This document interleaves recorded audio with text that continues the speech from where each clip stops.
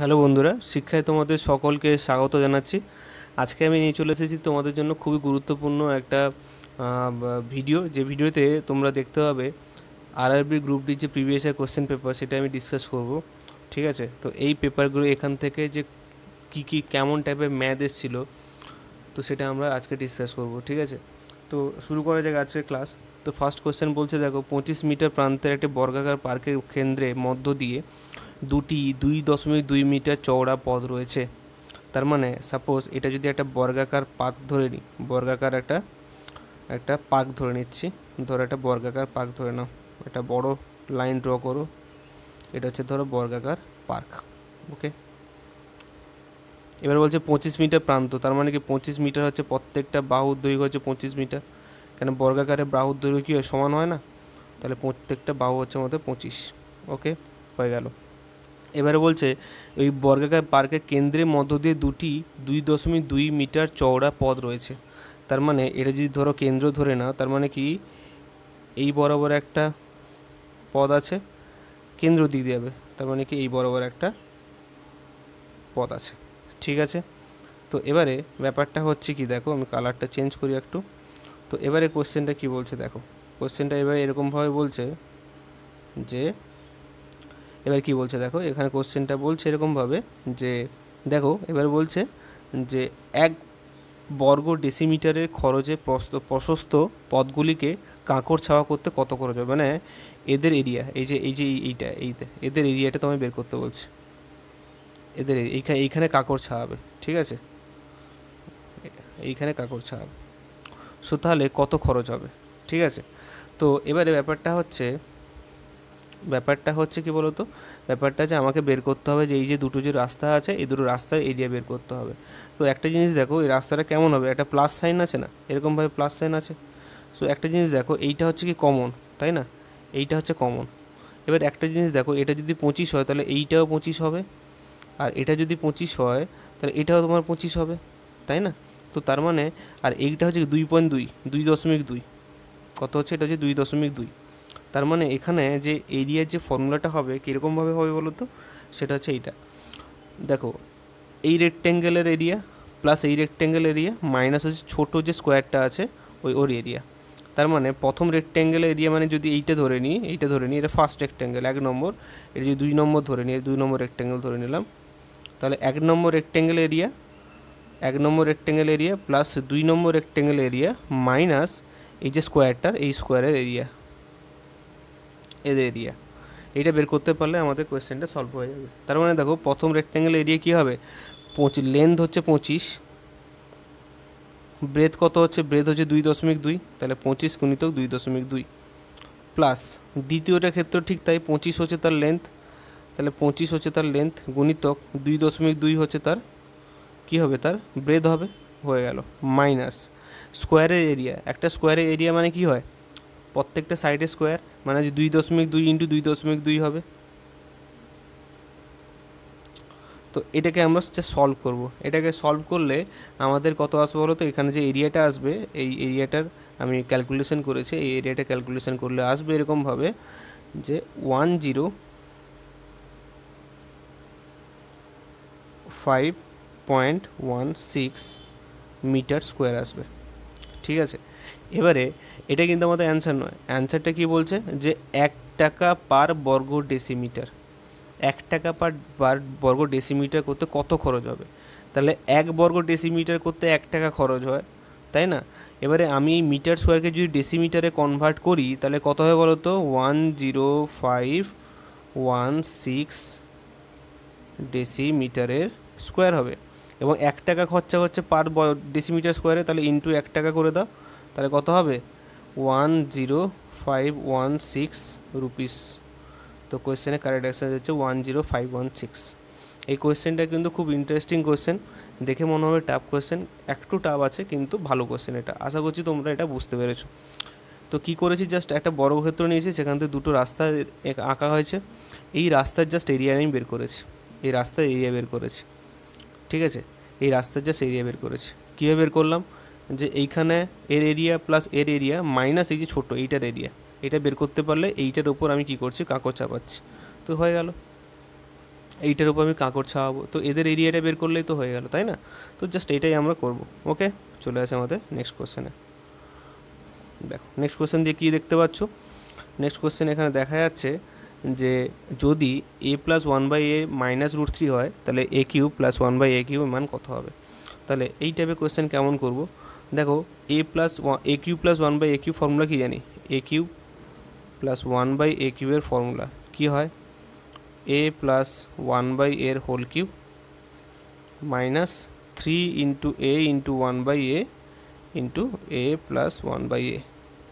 এবারে দেখো a R 1/a কেটে গেলে তাহলে a প্লাস 1/a এর ভ্যালু হচ্ছে মাইনাস √3 তার whole cube minus 3 into minus √3। Okay, এবারে চলে আসি মাইনাস √3 এ হোল কিউব করলে কী হয়, মাইনাস 3√3 হয়, এবং এখানে মাইনাস মাইনাস কী হবে, প্লাস 3√3 হবে। তাহলে আলটিমেট ভ্যালু কত হচ্ছে, 0। তাহলে 0 হচ্ছে কোয়েশ্চেনের রাইট অ্যান্সার। ঠিক আছে, এটা তোমাদের কোয়েশ্চেনের অ্যান্সার আছে, আর এরকমভাবে আমাদের করতে হবে। তো অ্যালজেব্রা থেকে আমি মোটামুটি ভিডিও পোস্ট করি, তো তোমরা ওই ভিডিওগুলো দেখার চেষ্টা করবে। ঠিক আছে, তো চলে আসে আমাদের নেক্সট কোয়েশ্চেনে, আশা করছি এটা বুঝতে পেরেছো। তো চলে আসি নেক্সট কোয়েশ্চেন। এখানে নেক্সট কোয়েশ্চেন কী বলছে, তো পরের প্রশ্ন কী বলছে, এক ব্যক্তি 37 লক্ষ টাকাকে 3 ভাগে ভাগ করলো এবং তাদের 3টি ব্যাংকে যথাক্রমে 4%, 5% এবং 6% সরল সুদে জমা করলো। প্রথম বছরের শেষে 3 ব্যাংকের কাছ থেকে প্রাপ্ত সুদ একই। তিনি 3টি ব্যাংকের মধ্যে কত টাকা জমা দিয়েছিলেন। তো দেখো ব্যাপারটা হচ্ছে 37 লক্ষ টাকা একটা লোকের কাছে ছিল, সেই টাকাটা 3 ভাগে ভাগ করলো, 3 ভাগে ভাগ করে 3টে আলাদা আলাদা ব্যাংকে দিল, প্রত্যেকটা জায়গায় সুদের হারটা আলাদা। এবং 1 বছরের শেষে দেখা যাচ্ছে কি, 1 বছর শেষে দেখতে পাচ্ছি সুদটা হচ্ছে একই। তাহলে 3টি ব্যাংকে ও কত টাকা জমা রেখেছিল, মানে হচ্ছে আসলটা কত প্রত্যেকটা ব্যাংকে। তো তাহলে এখানে আমরা কীভাবে করব, তো দেখো এখানে তুমি যদি সরল সুদের ফর্মুলা যদি করো PRT/100, তো সেখানে কিন্তু অনেকটা বড় হয়ে যাবে প্রসেসটা। তো আমি চাইবো প্রসেসটা যাতে ছোটো হয়, সেই জন্য আমি কি করব, এই যে 4% সুদের হারকে আমরা লিখতে পারি 4/100, 4/100কে লিখতে পারি 1/25। 5%কে আমরা কি লিখতে পারি 5/100, তার মানে হচ্ছে 1/20। 6%কে আমরা কি লিখতে পারি 6/100, তার মানে কি 3/20, 3/50, সরি, কেন 50 দুনে 100 হয়, তাহলে এখানে 50 হবে, তাহলে 3/50। ঠিক আছে, এবং দেখো এবারে কি করব আমরা, এবারে একটা জিনিস মাথায় রাখবে, যখনই তোমাদের ফ্র্যাকশান, আমি এই পার্সেন্টেজ টু ফ্র্যাকশানের রেসপেক্টে বলি, তো এই যে 25টা হচ্ছে, এই 25টা হচ্ছে তোমার কি বলো তো আসল, প্রিন্সিপাল। আর 25-এর ওপর 4% করলে যে ভ্যালুটা আসে ওটা হচ্ছে আমার সুদ আসে। তার মানে কি আসলের ওপর যদি সুদের হার চাপায় তখনই আমার কি আসে, ইন্টারেস্ট আসে, মানে সুদ আসে। তার মানে আমি যদি সুদ আর আসলের মধ্যে যদি আমি একটা সম্পর্ক যদি দেখি, সুদকে পি লিখলাম, আসলকে পি লিখলাম, সুদকে আমি আই লিখলাম, মানে ইন্টারেস্ট। তাহলে প্রথম যে ব্যাংকে 4% যেটা আমার সুদের হার হচ্ছে, তাহলে ধরে নিলাম 25 টাকা যদি তার প্রিন্সিপাল হয়, মানে আসল হয়, তাহলে সুদ কত হচ্ছে, ওই সুদ হচ্ছে 1 টাকা। কেন 25-এর 4% মানে কত হয় বলো তো, 1 টাকা হয়। কী করে হচ্ছে দেখো, 25-এর 4% মানে কি 25 ইন্টু 4/100, দেখো 25 4-এ 100, 4 কেটে গেলে 1 আসে। তো সিমিলারলি এক্ষেত্রেও তাই হবে, এক্ষেত্রেও ঠিক তাই হবে। তো ওপরের ভ্যালুটা কী আসে, সুদ আসে, নিচের ভ্যালুটা আসে তোমার আসল। তো তাই জন্য কী লিখলাম, রেশিও আকারে লিখলে দেখো 25 এখানে হচ্ছে 1। সিমিলারলি 5% ক্ষেত্রে বলবো, যদি ওটা যদি 20 টাকা যদি আমার আসল হয়, তাহলে 1 টাকা হচ্ছে সুদ, তাহলে এখানে 1 টাকা লিখলাম। আচ্ছা, এবারে চলে আসে আমার 6% এক্সপেক্টে, তাহলে 50 টাকা যদি এখানে সুদ হয়, আসল হয়, তাহলে সুদ কত হবে, এখানে 3 টাকা হবে। এবারে কোয়েশ্চেনের যে মধ্যে যেটা বলছে যে 1 বছর পরে প্রত্যেকের সুদ একই। এবারে আমার একটা কথা হচ্ছে এটাই, যে সুদ যদি একই হয় তাহলে এখানে 1, এখানে 1, এখানে 3, তাহলে হওয়া উচিত নয়, তাহলে প্রত্যেকটা জায়গায় তোমার সুদ একই করতে হবে। তাহলে আমি কি করব, আমি এখানে 3 গুণ করব, এখানেও 3 গুণ করব, এখানে 3 গুণ করব, এখানেও 3 গুণ করব। তাহলে এখানে কত করা উচিত, এখানে 1 করা উচিত, তাহলে এখানেও 1 করব। তাহলে আলটিমেট যে সুদ আর আসলের যে আমরা অনুপাত পাচ্ছিলাম, তাহলে কি পাচ্ছিলাম, 25-3 এটা হবে 75। আচ্ছা, এটা হচ্ছে 1-3-3, এটা হচ্ছে 20-3 60, এটা হবে 1-3-3, আর এখানে হচ্ছে 50-50, আর এটা হবে 3-3। তো তার মানে হচ্ছে দেখো, এই যে আমরা আসলটা পাচ্ছি, এই আসলটা কত পাচ্ছি টোটাল 1 বছর শেষে 713, 13 5 18, 185 হচ্ছে আমরা আসলটা পাচ্ছি। ঠিক আছে, তাহলে বছর সুদে বলছে কি সুদ করছে কত, তাহলে এই 185 যেটা হচ্ছে সেটা হচ্ছে কি আমার 3,37,00,000 টাকার সমান। তাহলে 185 যে আসলটা টোটাল বলছে না, যে তিনটে জায়গায় টোটাল যে বলছে, তাহলে এটা হচ্ছে কি 37,00,000 টাকার সমান। তাহলে 37,00,000 মানে 4টে শূন্য অ্যাড করে দাও, তাহলে 185 ইন্টু 20,000 করলে আমার কত হয়, 37,00,000 টাকা হয়। তাহলে আমার এখানে কোয়েশ্চেন কি চাইছে, তাহলে প্রত্যেকটা জায়গায় কত কত কি আমার হয়েছে। তাহলে একটা জিনিস দেখো, প্রথম ব্যাংকে আসল কত 75, তাহলে 75 গুণিত 20,000, তাহলে কত হচ্ছে 1.5 লাখ। আচ্ছা, সেকেন্ড ব্যাংকে কত 60, তাহলে 60 ইন্টু 2,000, সরি 20,000, তাহলে কত হচ্ছে 12 লাখ। আচ্ছা, তারপরটা কত হচ্ছে 50, তো 50 গুণিতক 2,000 করলে কত হবে আমার 10 লাখ। তাহলে এই হচ্ছে কোয়েশ্চেনের কারেক্ট অ্যান্সার। দেখো অপশান 1 দেখো কারেক্ট অ্যান্সার দেওয়া আছে। তাহলে আমরা দেখো প্রত্যেকটা জায়গায় কত টাকা জমা করেছি এটা আমি জানতে পেরে গেলাম। খুবই সিম্পল মেথড, যদি তোমরা এটা ফ্র্যাকশন মেথডটা শিখে নিতে পারো তাহলে কিন্তু এই অঙ্কগুলো খুবই সহজ হয়। দেখো প্রত্যেকটা জায়গায় প্রথম বছরে মানে প্রথম ব্যাংকের আসল পেলাম, দ্বিতীয় ব্যাংকের আসল পেয়েছি, তৃতীয় ব্যাংকের আসল পেয়েছি, তিনটে ব্যাংকের আসলকে যোগ করেছি, সেই যোগফলটা কত হবে, সেটা হবে তোমার 37,00,000 টাকার সমান। তাহলে কত গুণ সমান হচ্ছে, সেটা হচ্ছে 20,000 টাকার সমান হচ্ছে, গুণ সমান হচ্ছে 185 সমান যদি 37,00,000 হয় তাহলে কত হবে 20,000 গুণ হবে। তাহলে সেই 75 সাথে 20,000, 60-এর সাথে 20,000, 50-এর সাথে 20,000 গুণ করলে আমরা অ্যান্সারটা পেয়ে যাচ্ছি। ঠিক আছে, খুবই সিম্পল কোশ্চেন, তো এটাকে এরকমভাবে করলে তোমাদের খুব সুবিধা হবে। চলে আসি নেক্সট কোশ্চেনে।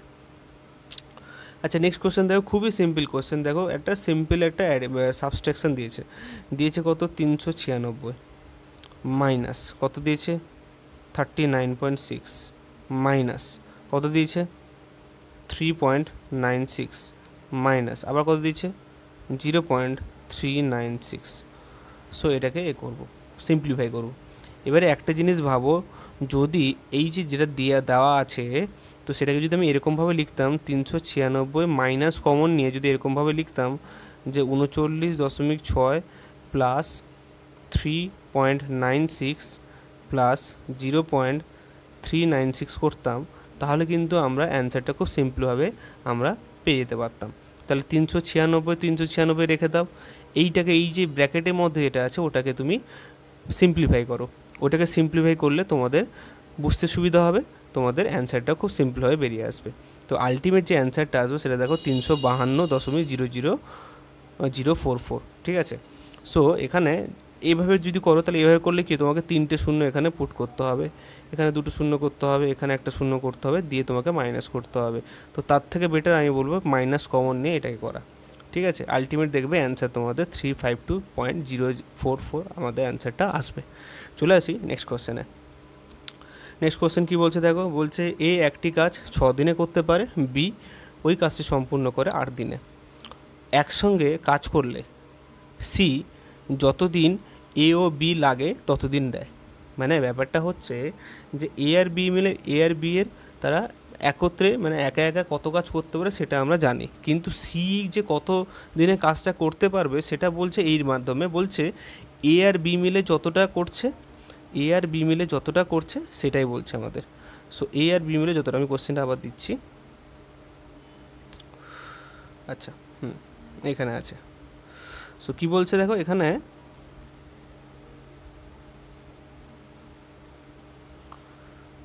সো তাহলে এখানে কী হচ্ছে দেখো, বলছে এ হচ্ছে 6 দিনে করে, তাহলে এ হচ্ছে 6 দিনে, বি হচ্ছে তোমার 8 দিনে।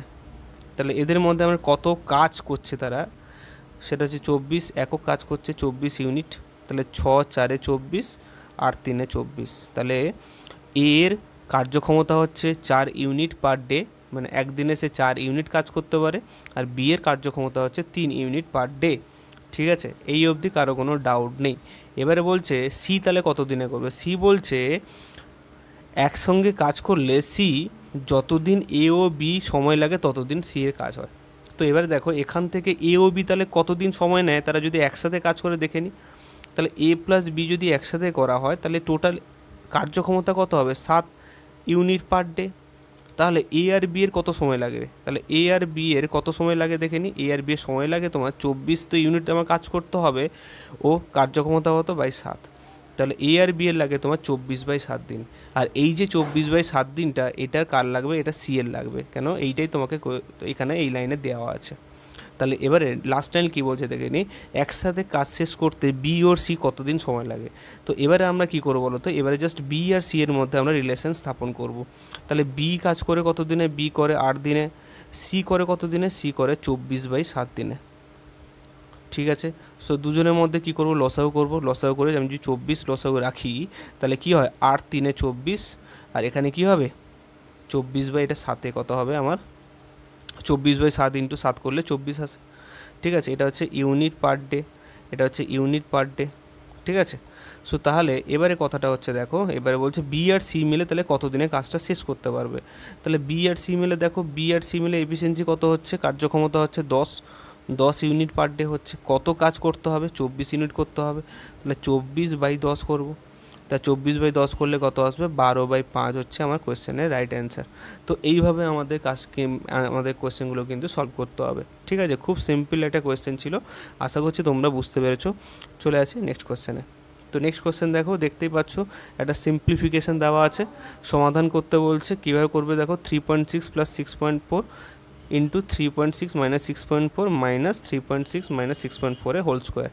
ঠিক আছে, তো এটাকে আমরা কীভাবে করব দেখো, এটা হচ্ছে কি a - b হোল স্কোয়ার, ভালো করে বুঝবে। দেখো এটা হচ্ছে a + b into a - b, a + b into a - b, মানে ব্যাপারটা হচ্ছে কি a স্কোয়ার, এটাকে যদি এরকমভাবে যদি a b আকারে ভাবি সাপোজ, তাহলে কী লিখতে পারি? a + b into a - b, এটা দেওয়া আছে। আর এটা কি দেওয়া আছে? এটা দেওয়া আছে a - b এর হোল স্কোয়ার দেওয়া আছে। ওকে, আমি এটাকে ধরেছি 3.6, বিটাকে ধরেছি তোমার 6.4 ধরেছি। এবারে চলে আসি, আমি এক কাজ করব, a - bটাকে কমন নিয়ে নেব। a - b যদি কমন নিয়ে নিই, তাহলে কী আসবে দেখো, এখানে আসবে a + b, আর এখান থেকে আসবে মাইনাস অফ a - b।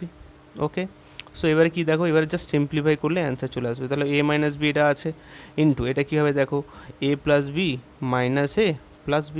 তাহলে দেখো এ কেটে গেল, তাহলে আলটিমেট কী পড়ে থাকলো দেখো, 2b পড়ে থাকলো। তাহলে a - b মানে কত? 3.6 মাইনাস b কত ধরেছি? 6.4 ধরেছি, ইন্টু 2b মানে কী হচ্ছে? 2 ইন্টু 6.4। এবার দেখো অ্যান্সারটা কীভাবে সিম্পলিফাই করা যাচ্ছে দেখো, তাহলে 3.6 এটা কত হবে বলো তো? -2.8 হবে।